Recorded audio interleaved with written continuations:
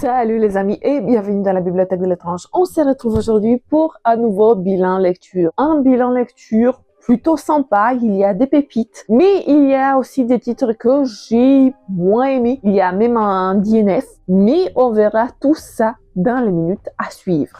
Commençons tout de suite par le DNF. Comme ça c'est fait et après on va passer à des choses un peu plus réjouissantes, un peu plus sympas. Niveau lecture, je veux dire. Malheureusement, le DNF de cette semaine, c'est Journal intime de Chuck Palahniuk. Avec Chuck Palahniuk, j'ai toute une histoire d'amour, haine, entre guillemets, parce que il y a un titre que j'ai adoré. Il s'agit de Choke. C'était mon premier titre de Chuck Palahniuk. Et du coup, en lisant ce titre, je pensais avoir trouvé un nouveau auteur chouchou. Mais par la suite, j'ai testé Berceuse, qui n'était pas vraiment un coup de cœur. Loin de là, vraiment loin de là. Je pense que c'était un des pires trucs, disons, que j'ai lu, entre guillemets, l'année dernière, parce que c'était une histoire qui partait dans tous les sens. Le synopsis, il était vraiment sympa, il était vraiment chouette, mais l'exécution, waouh! Vraiment, on partait dans tous les sens et finalement, ça l'a pas fait pour moi, notamment cette fin qui était abracadabrante. Et cette fois-ci, malheureusement, avec ce titre qui s'intitule Journal intime, c'était pas mieux.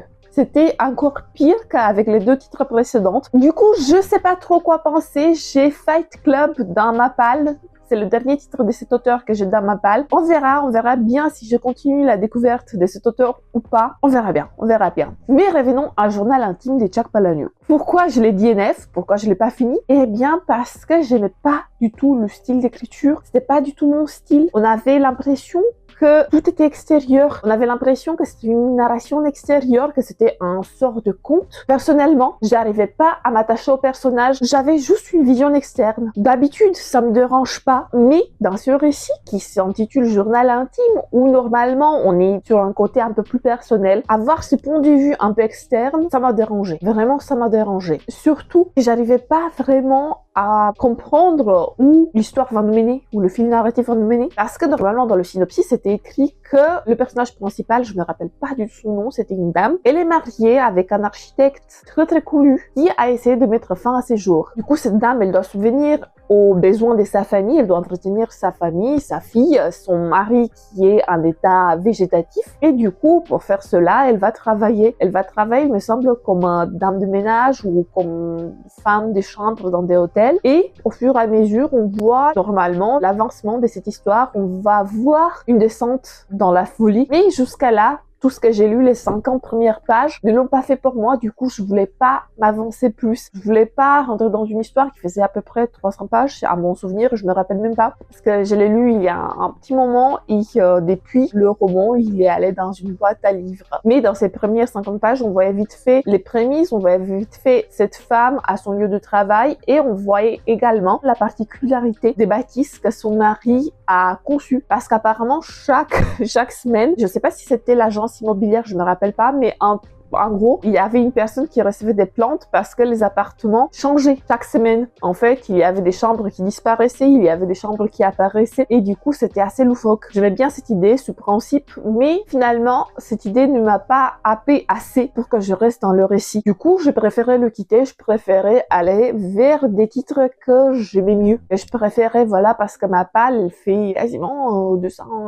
romans à ce moment précis. Du coup, il faut que j'avance, il faut que je lis et je préfère lire des trucs quand même que j'aime bien. Voilà. Du coup, personnellement, pour moi, c'était un DNF. Peut-être que vous allez aimer ce récit, peut-être que vous adorez la plume de Chuck Palahniuk et pour vous, ça serait un récit mirobolant, mais pour moi, personnellement, ça l'a pas fait. Voilà. Du coup, c'est un DNF. Passons maintenant au prochain titre que je n'ai plus dans ma possession. Il s'agit du manga Witch, tome 1. C'est un petit manga en 2 tomes. C'est une reprise du comics de la BD éponyme par une maison d'édition japonaise. En fait, de base, moi, j'aime beaucoup l'univers des Witch. C'était toute mon enfance. J'adorais. J'avais les magazines, j'avais des bouquins Witch à l'époque, je me rappelle. Et quand j'ai vu ce tome 1 dans une boîte à livres, je me suis dit dit pourquoi pas. La raison principale pour laquelle je l'ai déposé à nouveau dans cette boîte à livres, c'est parce qu'il était dans un mauvais état. Vraiment, il était jauni, il avait les pages un peu cornées. C'était pas un titre que j'aimais esthétiquement parlant. Je sais qu'il faut pas juger un titre sur sa couverture, mais je l'ai jugé un peu sur sa couverture et aussi je me suis dit si jamais plus tard je le retrouve à l'occasion mais dans un format un peu plus joli, pourquoi pas. Mais pour l'instant, je l'ai pas assez aimé pour le garder dans ma possession et vu qu'il était aussi en mauvais état, je me suis dit bon, je vais pas le mettre dans ma bibliothèque avec des bouquins qui sont un peu plus propres. Voilà, je suis un peu superficielle sur ce côté-là, mais comme je vous disais, ça l'a pas fait non plus à 100%. Dans cette histoire, qui à la base est une histoire italienne, je savais pas du tout ces détails. Je pensais que c'était une histoire japonaise, mais non, pas du tout. C'est la maison d'édition japonaise qui l'a repris après. On va suivre un groupe de 5 filles. C'est des filles qui vont au même lycée. Elles ont entre 14 et 15 ans environ. Elles se connaissent des vues, plus ou moins. Elles sont pas encore amies, mais le destin va faire qu'elles vont se retrouver regroupées et qu'elles vont devoir affronter la menace qui plane sur l'humanité. Du jour au lendemain, ces filles vont se retrouver dotées des pouvoirs un peu magiques. Elles sont, disons, l'incarnation des éléments, du feu, de l'eau, de la terre, de l'air. Et la 5e fille, c'est le catalyseur qui fait que le groupe soit uni. Je sais, c'est une manière un peu grossière de résumer ce récit, mais je vais faire rapidement, faire ça dans les grandes lignes. Du coup, c'était une lecture assez sympa, mais je trouvais qu'on retrouvait pas vraiment la profondeur à laquelle je m'attendais, parce que je me rappelle dans les dessins animés, parce que oui, il y a aussi un dessin animé, on voyait un peu plus le caractère de chaque personnage, on découvrait leur background au fur et à mesure, mais je trouvais que dans ce manga, le tout était un peu rushé. On essayait de faire avancer l'histoire, vu que c'est une histoire en 2 tomes, et que du coup, on passait d'un événement à l'autre très rapidement, et je trouvais que l'enchaînement, il allait pas vraiment. Il y avait pas vraiment de transition peaufinée. On passait d'une case où les filles, ils étaient en plein combat. J'ai caricature un peu, mais on passait après dans une autre case où elles étaient tranquilles, et du coup, je trouvais pas les transitions tout à fait fluides. Voilà. Le dessin, il était assez sympathique, mais bon, voilà, ça l'a pas fait à 100% pour moi. Du coup, j'ai préféré de le remettre dans une boîte à livres, et quelqu'un, je suis sûre, va se réjouir de sa trouvaille. On va passer maintenant à un true crime horrifique. Il s'agit de À la poursuite du croque-mitaine de Richard Chizmar. Richard Chizmar, je savais pas où le catégoriser parce que j'avais déjà lu une histoire de sa plume en collaboration avec Stephen King, du coup j'avais bien aimé. Il s'agit de Gwendy et la boîte à boutons. L'uniformisation de ces 2 plumes m'a vraiment plu. Bon, je voyais parfois où c'était l'écriture de Stephen King, mais dans l'ensemble c'était homogène et du coup je voulais quand même découvrir la plume de Richard Chizmar. J'avais entendu beaucoup de belles choses sur le booktube anglophone. Il y a beaucoup de filles que je suis sur booktube qui ont parlé bien de ce récit et du coup j'avais vraiment envie de le découvrir, notamment parce qu'il est dans ma pile à lire depuis un bon moment, depuis une année et demie, et finalement j'ai eu le courage de m'aventurer là-dedans et je peux vous dire que c'est une réussite totale. Je l'ai adoré des A à Z, j'ai été happée par l'histoire présentée, proposée par Richard Chizmar. Je m'attendais pas du tout à aimer autant, franchement. Tout est maîtrisé, la plume est maîtrisée, les éléments mix média, parce que c'est un roman mix média où on a des photographies, où on a des témoignages qui sont disséminés un peu partout à l'intérieur du roman et du coup il m'a vraiment happée. J'avais vraiment l'impression que j'étais dans une histoire réelle. En plus c'est un roman semi-biographique parce que Richard Chizmar il rajoute des éléments réels qu'il a vraiment vécu. Bon, ils sont entourés d'une aura. On a vraiment l'impression qu'on assiste au récit de vie de Richard Chizmar parce que les personnages sont tellement attachants, sont tellement incarnés, réels. J'avais vraiment l'impression que c'était des personnages réels, j'avais vraiment l'impression que j'étais là en pleine enquête avec eux. C'était vraiment une réussite, c'est vraiment une réussite pour moi. Bon, revenons un peu au synopsis parce que sinon je veux blablater pendant des minutes et des minutes en ce qui concerne la plume et les personnages de Richard Chizmar, mais je veux quand même vous donner le synopsis. Dans cette histoire, on va s'y retrouver dans les années 1988. Notre Richard Chizmar, c'est un jeune adulte. Il va aller dans sa bourgade natale afin d'y crayonner son plan de vie avant de se marier avec la femme de sa vie. Ce qui devait être une période calme où il mettait les bases de son plan d'avenir se transforme en tumulte et angoisse pour notre protagoniste parce que les voisines de notre Richard sont assassinées par un tueur qui n'a pas vraiment de remords. Dans ce contexte, notre jeune Richard, il va se retrouver dans l'œil du cyclone. Il va se retrouver mêlé à une enquête qui n'était pas vraiment la sienne. Il va essayer d'aider la police. Il va essayer d'enquêter à l'aide d'une jeune journaliste. Et ensemble, ils vont voir quelques ficelles qui sortent en évidence. Je vous dirai pas plus concernant le synopsis de ce roman, mais je vous assure qu'il est très très bon, très très happant. Moi, personnellement, j'ai pas l'habitude de lire des true crime, mais celui-là m'a happé. Bon, c'est pas vraiment un true crime, vous allez voir pourquoi. Mais en tout cas, la conception de cet ouvrage était excellente. Excellente. C'était un 20 sur 20, c'était un coup de cœur pour moi. Je vous le recommande. Si vous avez jamais lu La Plume de Richard Chizmar, que vous voulez essayer, n'hésitez pas à La Poursuite du Croque-Mitaine, c'est une valeur sûre. On va passer maintenant à un roman court intitulé Angle mort de Paula Hopkins.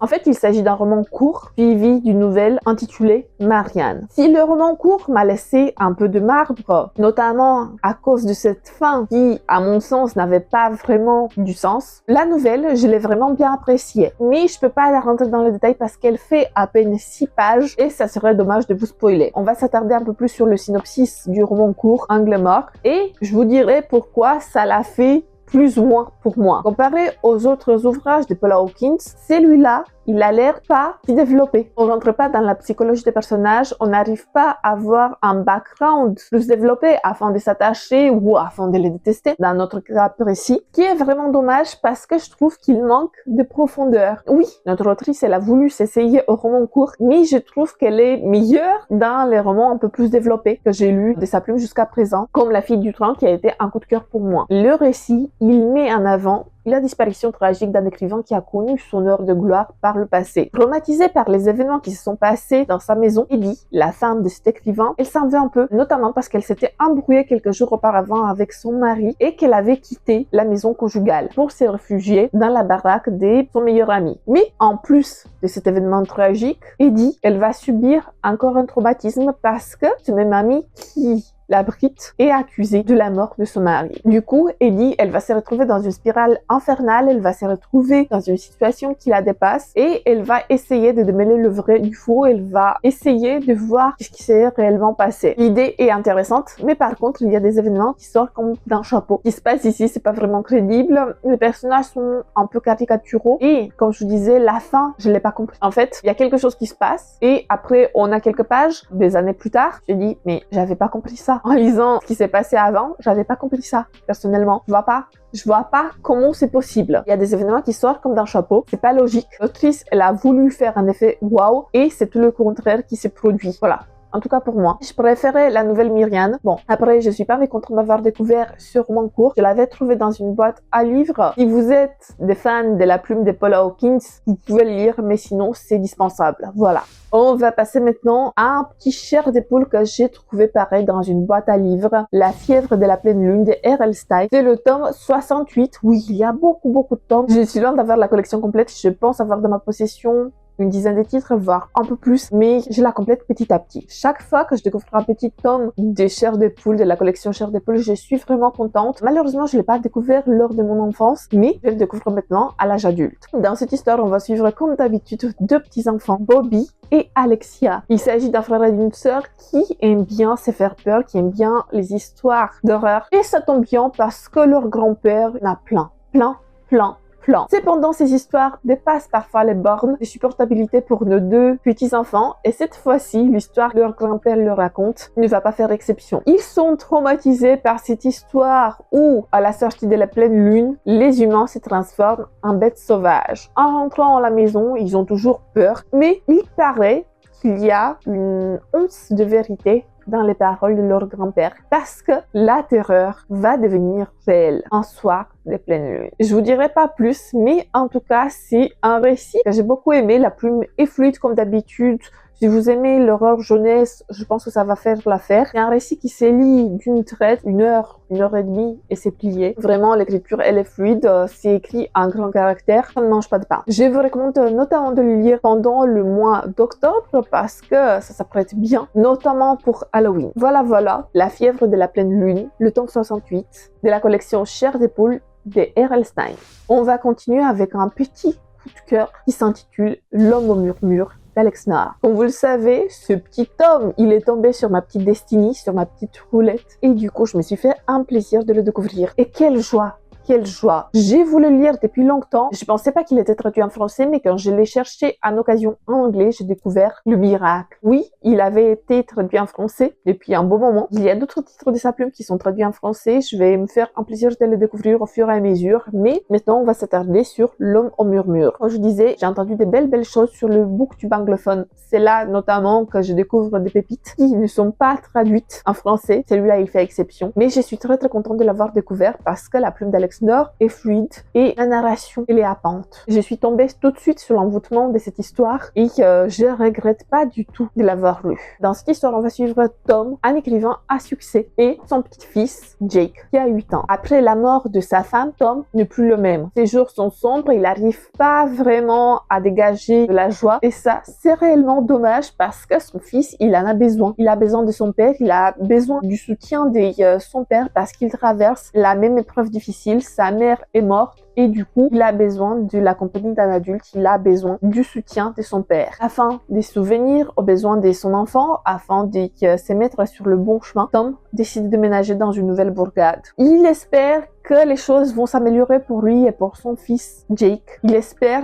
qu'il va retrouver la joie, la bonne humeur, en tout cas des petits bouts de joie, de bonheur, parce que tout ce qui était autour lui rappelait de sa défunte femme. Du coup, deux protagonistes vont déménager dans une bourgade qui apparemment est calme. C'est une bourgade calme, c'est une bourgade où les gens s'entraident. Mais cette bourgade, vous vous en doutez bien, elle a un sombre secret. 20 années auparavant, il y avait un tueur en série qui s'est vissé dans cette bourgade. On l'appelait l'homme au murmure. Il kidnappait des petits enfants et il les tuait. Maintenant, Jake, le fils de notre écrivain Tom, il entend des murmures à sa fenêtre et il est vraiment inquiet. Est-ce que le tueur en série est de retour? Vous le saurez en lisant L'homme au murmure. J'ai beaucoup aimé cette histoire. J'ai trouvé que les personnages étaient bien construits. J'ai trouvé qu'ils étaient réels. Ils étaient incarnés. On sentait leur détresse. D'ailleurs, une particularité de ce roman, c'est que les chapitres qui sont du point de vue de notre écrivain Tom sont écrits à la première personne afin de voir qui est le personnage vraiment principal, alors que les autres chapitres qui sont écrits du point de vue des autres personnages qui vont participer à l'action sont écrits à la troisième personne. J'ai trouvé cette narration intéressante, j'ai trouvé la construction des personnages et du décor très immersif, très happante, et je ne peux que vous recommander L'homme au murmure d'Alex Nord. Si vous avez d'autres recommandations de cet auteur à me donner, n'hésitez pas. Moi, j'ai beaucoup aimé la plume et j'ai qu'un désir de découvrir d'autres écrits de sa bibliographie. Voilà.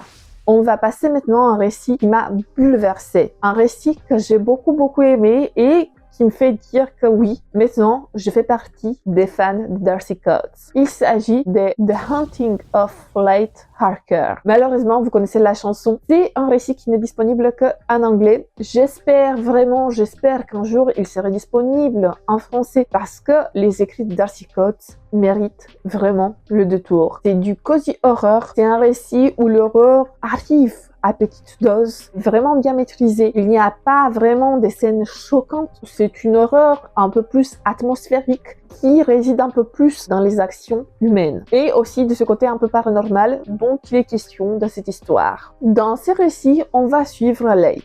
Leigh, elle a une routine bien marquée, elle va au boulot, elle revient à la maison, elle lit des bons livres, etc.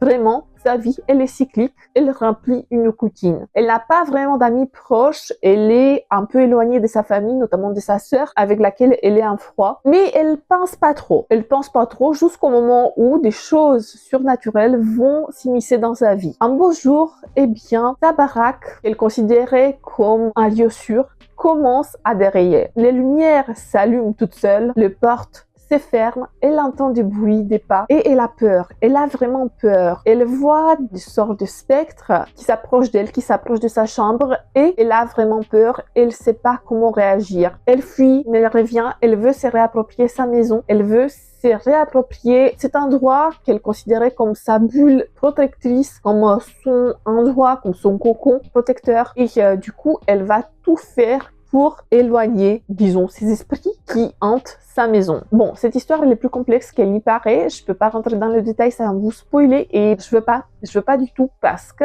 j'ai eu une surprise. J'ai eu une surprise à la lecture de ce roman et ça m'a bouleversée. Ça m'a vraiment bouleversée. C'est un roman rempli d'émotions. C'est un roman qui m'a profondément touchée par son côté humain. J'ai beaucoup aimé le personnage d'Elate. J'ai beaucoup aimé ce personnage un peu brisé, dont les blessures de l'âme sont vraiment profondes. C'est un récit qui vous laissera pas indifférent. On voit ici que les blessures psychologiques, les blessures de l'âme sont plus profondes que des blessures physiques. On verra au fur et à mesure comment cette histoire va évoluer et comment notre personnage Late va réagir à la découverte de ce qui se cache derrière ces portes qui se ferment toutes seules. Voilà, je vous dirai pas plus, mais en tout cas, je vous recommande chaudement The Haunting of Late Harker. Si vous lisez un peu en anglais, n'hésitez pas à y jeter un coup d'œil. C'est un roman qui vaut vraiment le détour.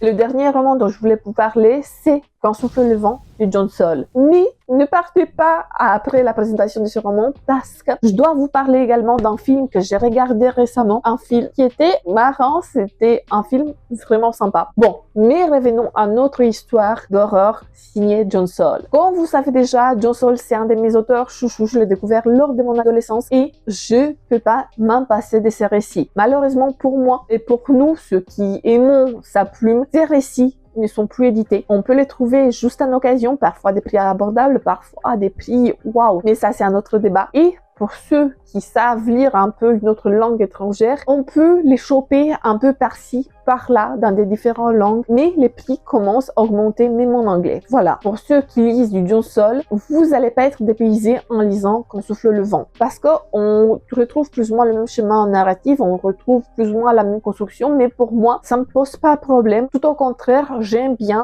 retrouver ces éléments qui font l'identité de notre écrivain John Saul. J'ai retrouvé des thématiques qui sont chères à John Saul, comme les mythes indiennes, comme les mythes autochtones. Il y en a beaucoup. Si vous lisez du John Saul, vous allez voir un peu éparpillé dans toute sa biographie. Il nous parle également de la famille, des liens dysfonctionnels qui se tissent entre les membres de la communauté, etc., etc. Cette histoire ne va pas faire exception à la règle. Elle va contenir des éléments chers à notre John Saul. J'ai trouvé que ce roman, c'est un peu le mélange entre deux autres romans de sa plume, entre L'arme de sable et Automate, Sleepwalk en anglais. J'ai retrouvé certains éléments communs et je sais pas si ce récit, il a été écrit avant ou après ces deux romans, mais si vous les avez lus, vous allez retrouver certains éléments qui sont vraiment similaires. Dans cette histoire, on va suivre le destin tragique des trois femmes. On va suivre le destin de Christy, une petite orpheline, qui va être accueillie dans leur maison par Diana et par sa mère, plus ou moins par sa mère. Vous allez comprendre pourquoi. Diana et sa mère sont étroitement liées à la création de la bourgade. Il s'agit des deux Amberton, des deux fondatrices de cette bourgade, et du coup, ces deux femmes ont beaucoup de pouvoir dans leur position. Cependant, la mère de Diana, c'est une mère possessive, c'est une mère qui a une emprise très forte sur sa fille, et quand la petite Christy va rentrer dans la vie de Diana, elle va voir cette emprise faiblir et elle va pas du tout être contente, mais pas du tout. Au fur et à mesure du roman, on va suivre le destin de ces trois femmes. On va voir comment leur vie va changer à partir du moment où Christy arrive dans leur baraque. Et je vous dis dès maintenant que leur vie ne va pas être de tout repos. Dans cette histoire, il y a également un élément un peu surnaturel qui enveloppe notre ville, notre bourgade, parce que sinon ce serait pas marrant. Chaque fois quand le vent souffle, le comportement des gens change. Notre Christy va apprendre qu'elle doit pas pleurer quand le vent souffle. Notre Diana va se découvrir des comportements cachés et notre bourgade va devoir se replier sur elle-même quand le vent souffle. Parce qu'il ramène avec lui la noirceur de l'âme humaine, ramène avec lui un fleuve de sang, métaphoriquement parlant. Je vous dirai pas plus, mais personnellement, j'ai beaucoup aimé Quand souffle le vent. C'était une histoire chouette. Si vous aimez bien la plume de John Saul, n'hésitez pas à jeter un coup d'œil. Voilà. Quand souffle le vent. Et maintenant, je vais vous parler d'un film que j'ai pas mal apprécié. Il s'agit de The Companion. C'est un film qui est sorti en 2024, il me semble, ou 2025, je suis pas sûre. Mais en tout cas, c'est un film d'horreur SF. Dans cette histoire, on va suivre Iris. Iris, c'est un robot sensuel, disons. C'est un robot qui est programmé pour satisfaire tous les désirs de son possesseur, de son mec, entre guillemets, de celui qui la possède. Cependant, lors d'un séjour qui devait être paradisiaque, les choses vont mal tourner parce que Iris, elle va être hackée par son compagnon et elle va commettre l'irréparable à cause justement de son compagnon. Elle va découvrir des vérités qui la fâchent et elle va essayer de se libérer, elle va essayer de devenir autonome. Je vous dirai pas plus parce que je veux pas vous spoiler. La bande-annonce, elle est un peu spoilante. Nous, nous montre des événements qui se passent au fur et à mesure du récit. On sait dès le début ce qui va se passer à la fin, mais on sait pas comment elle va arriver à cet événement. J'ai bien aimé le personnage d'Iris, j'ai eu de la compassion pour elle, je voulais qu'elle arrive à ses fins, je voulais qu'elle se libère. Voilà, c'était un film qui était assez chouette, c'était un film assez marrant, c'est un film d'horreur SF qui a quelques touches comiques. C'est une sorte de comédie horrifique que j'ai beaucoup apprécié. Je ne sais pas quelle est votre opinion. Si vous avez déjà vu ce film, n'hésitez pas à me dire dans les commentaires. En tout cas, moi, je l'ai vraiment bien apprécié et je suis contente de l'avoir regardé. Voilà les amis, ce bilan lecture, il est à présent fini. Il y avait des titres que j'ai adorés, il y avait des titres que j'ai moyennement aimés ou que j'ai DNF, mais per total, c'était un bon bilan lecture. N'hésitez pas à me dire dans les commentaires si vous avez déjà lu un de ces titres ou si un de ces titres vous donne envie. En tout cas, je vous fais plein bisous, que les chats soient avec vous. Sur tout le monde. Bisous bisous!